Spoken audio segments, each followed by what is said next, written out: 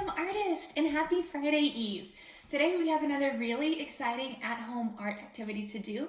But before we begin, we are going to wake up our creative brains with an imagination exercise. Now, for this week's Think Outside the Box Thursday activity, we are going to be transforming this shape right here into a brand new design. It might look like a wave right now, but as soon as we're finished, it's going to be completely different. Now, if you have not done a Think Outside the Box Thursday activity with us yet, they are really simple. You're going to get a blank sheet of paper, you're going to draw your wave shape on here, and then we're going to add a few more lines and completely transform our wave. So I'm going to start off using a pink marker to draw my wave shape. It's really simple, it's just 2 lines. The first one is kind of like a fat S shape right here. And the second one, I'm just going to draw the letter C underneath this point right here. And then just kind of waved it up a little bit like that. All right, now I'm going to add my additional lines with my purple marker. See, I think I'm going to turn my design diagonal. I'm going to add a few more lines.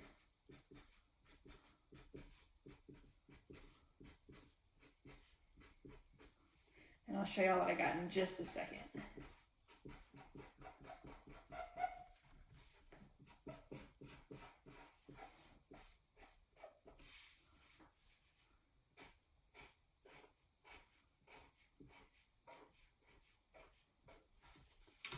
All right, so I turned it into a heart with a rainbow coming out the top of it. So that was my Think Outside the Box Thursday activity.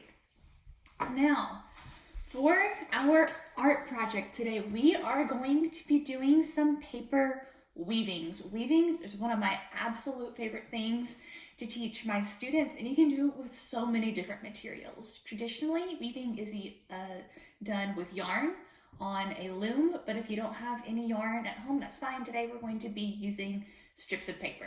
So I'm going to show you guys some finished products. This right here is one of our paper weaving examples done with black and white paper, and then I just put some yellow tape around the edges to keep it secure. So that's one example. Here's one that I've not taped the edges for yet, but I kind of created a design. You see it's a little bit loose, so I should go back and tape all my edges so it doesn't come apart. So here's a paper weaving example. This one I did tape. See, I just put my tape is coming apart. We'll fix that real quick. All right. This one. And then for this example, I cut out a piece of paper in the shape of a heart and glued it on top of my paper weaving so you can see the weaving through it. This makes a really cool card. If you guys are interested in making some homemade cards for anybody, they look really, really cool. So we'll get started. With our paper weaving, the materials you're going to need is some strips of paper. I had some strips cut up left over from our confetti stars last week, so that's what I'm going to be using. But you guys can do any type of paper. Magazines work, copy paper, construction paper, newspaper, anything you have. You just cut it up into about 1/2 inch strips all the way across. So I cut up a few pieces of paper and got a bunch of different 1/2 inch strips. So you're gonna need paper, some scissors for cutting, and I'm going to use some tape to kind of secure my weaving so it doesn't move around as I am adding my rows. Now, I am going to start off by laying my warp rows. The warp rows on a weaving are the lines that go up and down. On this one, my warp rows were the orange paper and the red paper. They go up and down. Now, the weft rows when you're weaving are the rows that go from left to right. You can think weft to right kind of sounds like a funny way of saying left. It's an easy way to remember which way your weft rows go and which way your warp rows go. My warp rows were the blue paper and the light pink paper. All right, so I'm going to start off by just using white for my warp rows. Now, it doesn't matter how many warp rows you have. It's your design. It's totally up to you. So I'm going to start off by just laying some of my strips of paper on the table. 2, 3, 4, 5, 6. I think I'll do 8.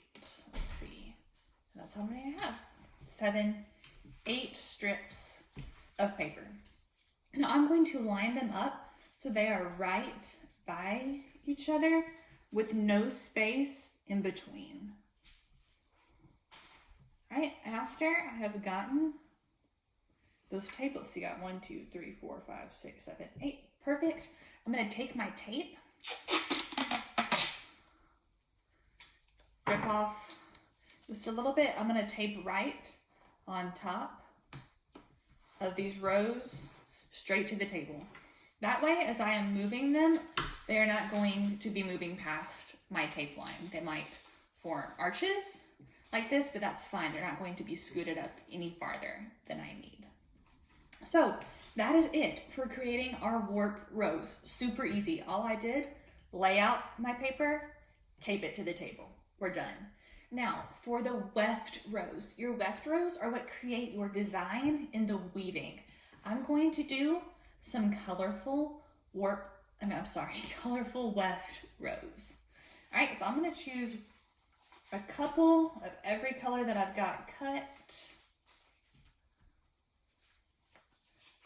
to show y'all how to do it. Now, weaving is really simple. Once you get the basic concept of it, that's all there is to it. There's really no additional skills or steps once you understand the basics. So I'm going to start with my blue paper for my first weft row. Now, when you are weaving, you are going over and under your warp rows. So I'm going to pick up my first warp row right here on the end. I'm going to lift it up. I'm going to take my weft row. I'm just going to slide it under that paper. Done. Now, after we go under a warp row, we are going to go over our next warp row. And going over, you guys, is super easy because as soon as your weft row comes up from under your warp row, it's already on top of it. So that step is done. So I went over the second one. The third one, I'm going to lift up, slide my warp row under it, pick it up to go over the next one, under, slide, over, under, slide, over. So I have gone through all of my warp rows. I'm going to take this weft row and slide it all the way up to my tape. Awesome. All right, I'm going to change colors for my next weft row. I'm going to do the light pink. Now, I have to pay attention here. I have to go back and look and see what did I start and end with this first one. If you look, this warp row is over the blue paper, all right? The white paper is over the blue. So for my next one, I'm going to bring my pink paper over the white one. I'm not starting under like I did last time. You have to alternate which direction you are going with every weft row. So I'm going over this time. This next one is going to be under. So I'm going to lift up the second warp row, slide it under. Warp row number 3 will be over, under, over, under, over, and under. I'm going to slide that up so that my two weft rows, my two colored papers, are touching each other. Now you guys are kind of creating a checkerboard effect, all right? And you want to have that checkerboard effect or else your weaving's not going to work. I'll peel this up and show you guys really carefully. All right, you see here how it looks like I have a white square, blue square, white square, blue square, right? Then I have a pink square, white square, pink square, white square. That's what we are looking for. If we were to take out this pink row and weave it just like we did the blue one, going over and under the exact same worked rows, if I were to slide up this paper underneath it, we no longer have our checkerboard effect, and this paper falls down a lot. It could go over the blue, and that's not what we're looking for. As you're weaving, your papers should be tight enough where if you are carefully holding it up, they're not falling to the bottom.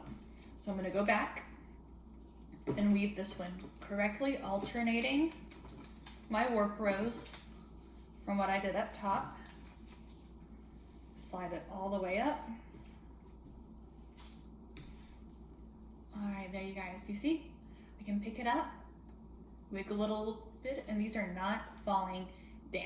So once you get this, that's all there is to it. If I started going over with this pink one, with this next one, my red, I am going to go under it.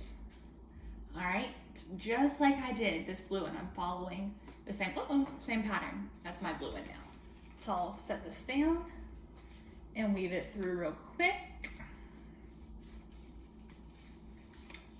Now, as you guys get more confident with your weaving skills, you can start to create patterns with your design. If you want to turn your weft rows at an angle and weave them through diagonally, you can create sort of a flag design like I did with this black and white one. All right, all I did was weave them together like an X. All right, instead of like a T or a cross, I just wove them together like an X. Same process, nothing changed, they're just diagonally. All right, I got one more color to go until I am done with my rows of colors. Then I'll have to repeat, and I'll show you guys here. All right, that's our weaving. You can see we got our checkerboard design going. If you guys want to look up examples of paper weavings, there's a ton online. If you see any designs you are hoping to implement or learn it yourself, go for it.